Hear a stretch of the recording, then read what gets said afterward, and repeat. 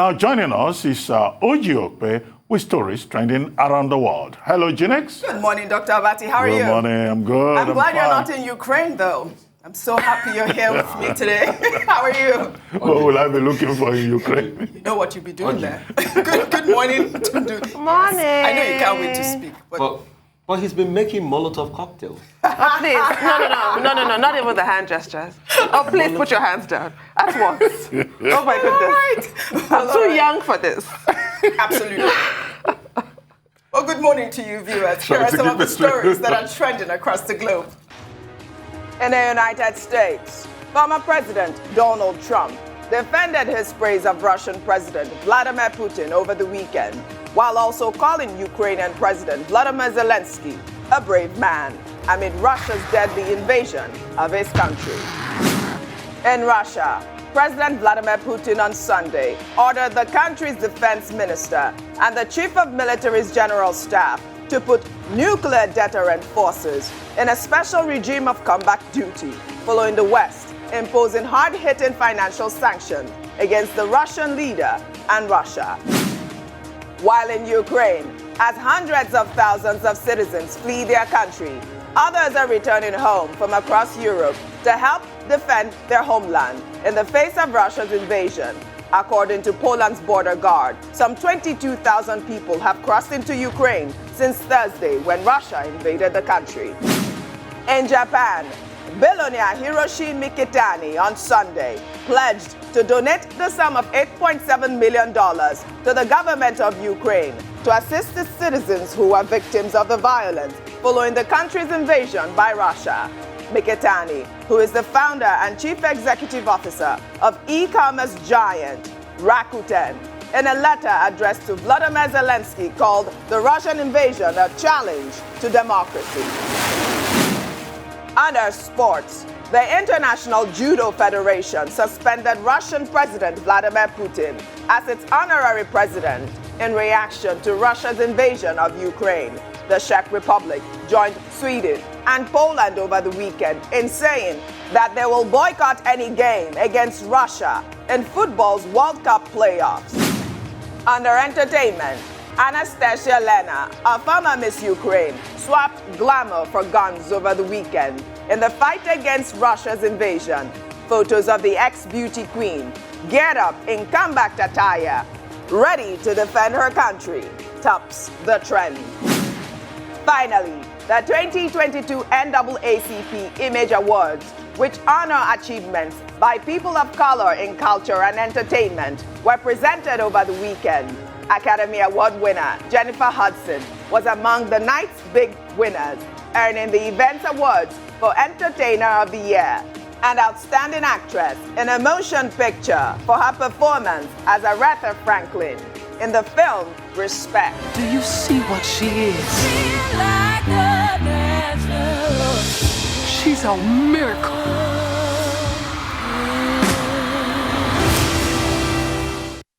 Well, let's begin what's trending by highlighting some videos that have been circulating all weekend showing Africans being discriminated against amid the heightened tensions of Russia's invasion of Ukraine. The videos show some Africans being denied entry into trains headed for neighboring countries and being refused shelter. This first video shows a group of students appealing to soldiers to let them through the borders. We don't have arms! We don't have arms! We don't have arms! We don't have arms! We are students! No arms! We are students! We don't have arms! We are students! We are students! We don't have arms! We don't have arms! We are students! We are students! We are students! What's up? We are students! We are students! You don't understand what you're not black, so you do not solve. Well, here's another video showing a group of Africans that were denied boarding a train and were told the train was only for Ukrainians. They're not letting her go. They're not letting her go. Is it right? Is it right? They're not letting the black girl go. They're not letting the black girl go. They're not letting the black girl go. They're not letting the black girl go.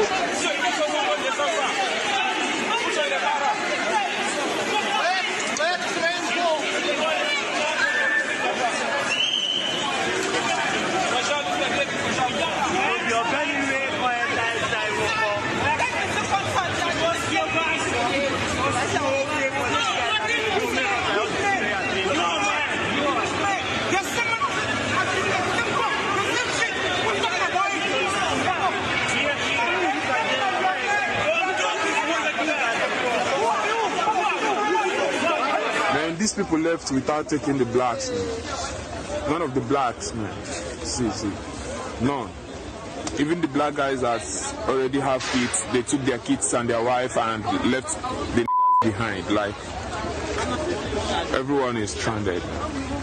Well, in this next video, hundreds of Africans were seen camped out in the cold and denied shelter. Let's take a look. These are the black community. We are not allowing any black people to enter inside the gates. We are all here. It's only Ukrainians that they are allowing in. Even the ones with kids, they're not allowing them in. Really happy here for days, and nobody's asking any questions. Only Ukrainian women and kids they are allowing in through this gate. All the places blocked and all are full of blacks from different communities, from different countries. Nobody's talking to us. Well, Tundu Abiola, I've been inundated with these videos all weekend on my DMs, my WhatsApp. Thousands of these videos have been circulating all weekend. I know that they say during war, usually they'll let their citizens go first. But I don't see any video where they ask for identification with these black. I think it's just a complete racial attack at this point. Of course it is. Yeah. And there's none of that during war. They let their citizens go first. That's not true. This has nothing to do with nationalism, because they're not, if there were Americans who we know live in Ukraine, because we heard about the advisory Americans gave white Americans, if they were, I don't know, Polish or whatever, they were not asking, are you Ukrainian? Mm-hmm. The only issue is the color of your skin. Yes. So it is purely racist. And we were discussing this in the news headlines. And I cited the example of Operation Pied Piper in London during World War II, when the Blitz started on London. And parents made the decision, I would never do it, frankly, of evacuating the children out of London into the country where it's safer, because the Germans were not dropping bombs in the countryside. So children had to be evacuated. On those trains, there were black children. If you go through the archives, you see black children. On those trains, there were Jewish children, because there were 10,000 Jewish child refugees in England at that time who had to leave their parents and be transported on kinder transport to England. So they did not discriminate. They didn't say, oh, because you're British, you can go, your life is important. And because you are black British, because of the color of your skin, you stay in London and you die. No, that didn't happen. This is a humanitarian issue, and this is about human rights. The whole world is joining Ukraine to fight for their human rights. So they should also try and be human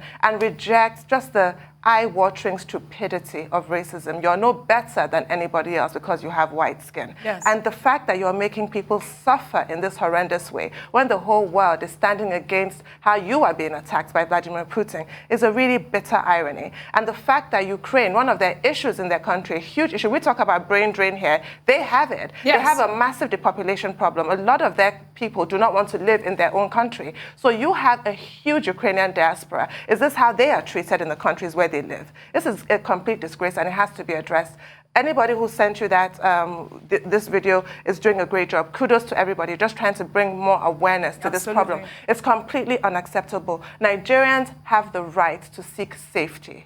This is not nationalism. This is pure racism. Yes, I love the point that you made about it's about humanity and humanitarian efforts. At this point, everyone is talking about that on it. And great point, great point made, Tundu. And like we've said before, so I was trying to make a point in the morning, but let me see if I can quickly enunciate on that. It is a calculated attempt. And racism, let's not deceive ourselves, is a reflection of how the West feels about us. Mm-hmm. White people feel about black people. And I quoted author Okpe Gobenu, the first person, highly intellectual, I should say, that wrote the book and a couple of essays in 1853 about the inequality of races.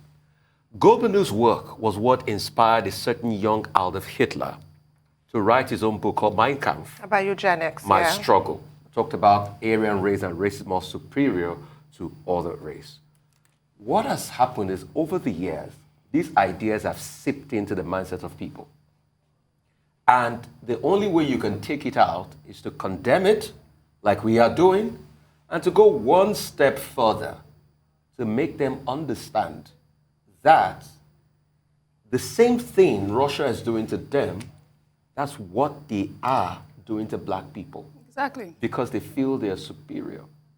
And when you look at Vladimir Putin's stupid, baseless, erratic argument in that 5,000-word article he wrote in July 2021, it's pure racism, pure superiority of race.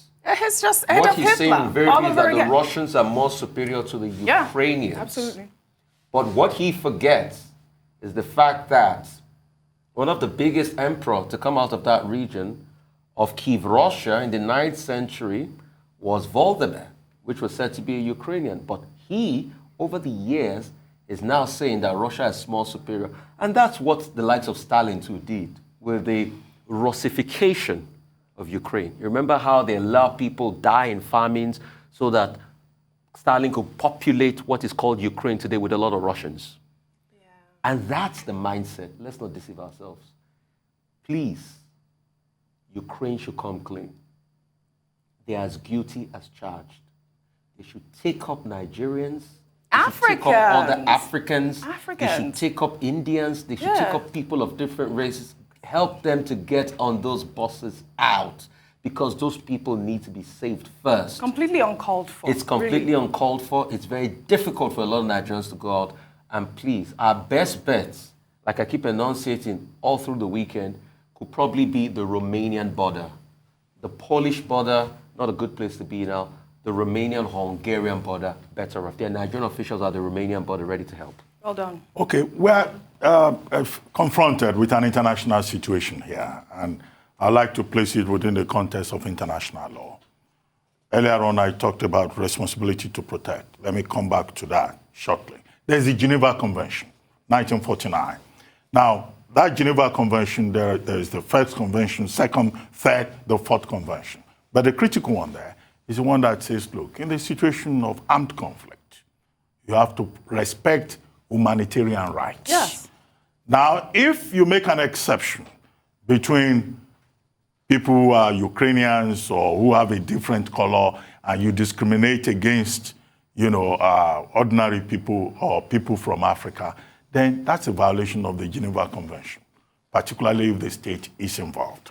The international protocol is that in the situation of armed conflict, every individual is entitled to protection and to humanitarian assistance. And what we are having in Ukraine and in the neighboring countries, Romania, Poland, Hungary, is a humanitarian crisis that the world may have to deal with even for a much longer time. So under international law protocols, what is happening, the discrimination against black people or whoever, whether they are from Africa or from any part of the world, is unacceptable. Now, the second issue is the right, the responsibility to protect, which was a protocol that was introduced by the United Nations in 2005.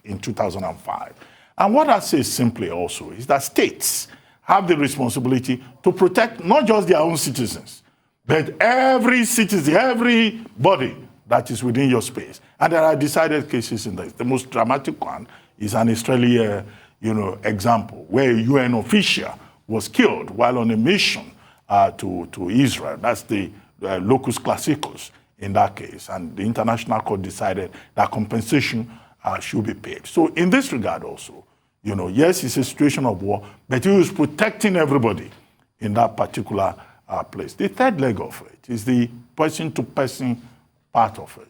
And I said earlier that, look, what you are dealing with here is that people tend to protect themselves first. Self-preservation is the first law of a survivor. And they are likely to want to protect their kind. Yeah.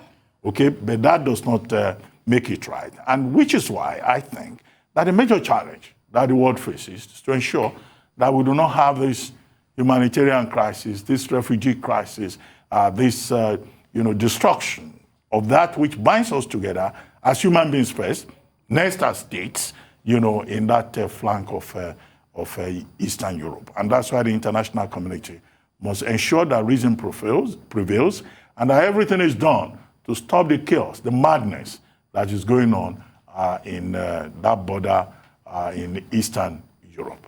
Well said, Dr. Abati. We shall take another story. Over the weekend, Nigeria's largest carrier, Airpeace Airlines, was accused of disrespecting the Emir of Kano, Aminu Bayero, for not delaying their flight to accommodate the monarch after he arrived from Banjul.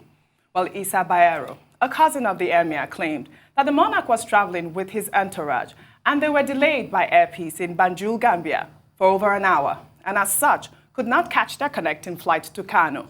Issa further claimed that he made a request to Airpeace to delay the flight, but was turned down by the airline. He then directed a letter of complaint to the Nigerian Civil Aviation Authority, asking the regulatory body to take action against the airline for allegedly disrespecting the Emir and the people of Kano. Well, Airpeace, in responding to the letter written to NCAA, stressed that the airline never disrespected the Emir of Kano, but took actions to protect his image, insisting that if the airline had agreed to stop and delay an aircraft already set to take off for another 1 hour, only for doors to be opened and the Emir to walk in, there would have been a very serious uproar in the media nationwide against both the airline and the Emir. Well, in a statement by the chief operating officer of Airpeace, Issa allegedly threatened that he will incite the people of Kano against the airline if they did not stop the flight. Well, let's take some reactions emanating from this story.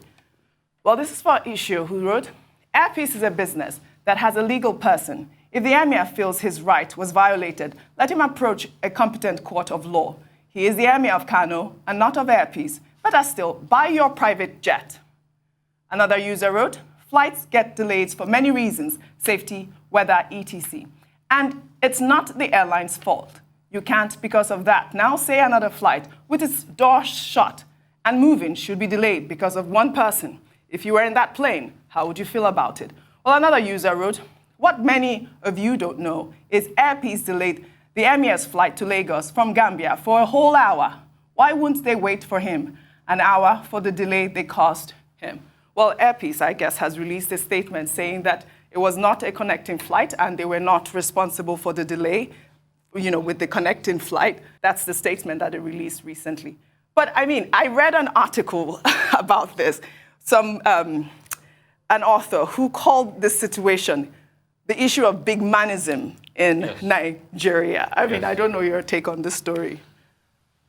I think the words of Fela Kuti puts it succinctly, that I open my eyes and I see in my country power show. That's what's happening here.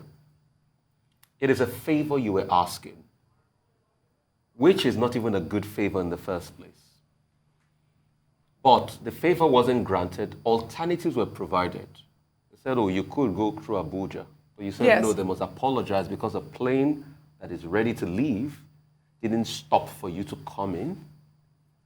I mean, what are we turning into this? What are they turning this I just didn't understand what the story was about. They even asked for a 72-hour apology. This country has become a joke. Yeah, Dr. Abati. And everybody's laughing at us. Well, this is about power play in Nigeria. And I've seen this statement issued by Airpeace. And I think it's detailed enough. It's explanatory enough. If you look at it from a professional perspective, Airpeace has not done anything wrong. Airpeace is just saying that, well, if you miss your flight, you take the next available flight. Yes. Because that flight was already on the wrong way at the point that the person that called on behalf of the Emir got in touch. And Airpeace got in touch with the chairman, and the chairman said he would check with the airport. And they told him that, look, this flight is already leaving. So how do we stop people who are already taxiing to take off to say stop? And then at the end of the day, the Emir of Kano, the owner of Kano, walks in. I mean, imagine that, both for the image of the sacking Kano and also for the image of the airline itself. So I think that, the NCAA should not even get involved. The NCAA should not bother to sanction anybody because, in aviation, safety is important. The safety of one man and his entourage cannot be more important than the safety of others. If you want to blame, Airpeace, maybe you say, well, Airpeace should realize that in this country, some people are more equal than others. Can you imagine? You should realize that, sometimes when we ordinary people go to the airport, some important person is still in his bedroom trying to get ready, and they will delay the flight for about 2 hours until he comes. Nobody is going anywhere. And that's what happens. The people of the Kano Emirates, they must have said, who is Allen Onyama from which state does it come from? Doesn't he know that this is the Emir of Kano? If it means keeping that flight waiting for the whole day, who are those characters, those ordinary Nigerians inside the aircraft who would dare complain that the Emir of Kano cannot have his way? Okay, isn't that how we roll in this country? So for doing the right thing now, he has been reported to the NCA. You know, what type of whose sanction director general is probably from the Emirates. Okay, so this is what we have in this country: abuse of power, abuse of privilege, and I hope that Alan Onyama and Airpeace will not make the mistake of sending a delegation to go and beg the Emir of Kano, because you know in this country now that the Kano Emirate is protesting, the next thing you will see is a team from Airpeace with some other people going there to say Rankadede. No, rules are rules, right? And everybody must abide by those rules. We are past the age of the sovereign as a divine authority. Not even in England, where we inherited some of this from. Do they do that? Okay, the security of all the passengers are important, and no passenger should be considered more important. And I know other airlines who may be really livered will take a cue from this. Nobody should delay me traveling somewhere because somebody is flying, except it's the president of Nigeria. Okay, for security only the reasons. president of Nigeria. Can you imagine? No, when the president is moving, they close the airspace. That's understandable for national security purposes. But for somebody wearing Babariga to say Tundru should be delayed. It's not a Babariga wearing that, it's a monarch. Well, I'm a respecter of royalty. You know that. I love the history and the pomp and pageantry. But that's exactly why I agree with Airpeace and the position that they took here. Absolutely. I do think that they were trying to protect the Emir of Kano because there would have been outrage, and rightly so. Yes. So I think that this indignation is misplaced. Yes. On the part of this spokesperson that's making much ado about nothing. I mean, even he's saying he's going to incite the people of Kano against Airpeace. I don't even understand that. That is why so incite the people after I trying to break a law? Yes. I mean, if it hurts him so much, I think a private jet cost about $40 million. Buy your own airline. Right, buy your own private jet. There are good ones out there. Yes. There's a Gulfstream. You know, there are good Embraers out there. Well, a couple of other good private jets. Just buy one. I want to believe that the Emir of Kano, who is an enlightened man, has been misrepresented. Yes, I think so. Because you can have overzealous Well, all right, guys. Thank you so much for your beautiful analysis. I'll see you all tomorrow. That's all I have for you on What's Trending today. See you tomorrow.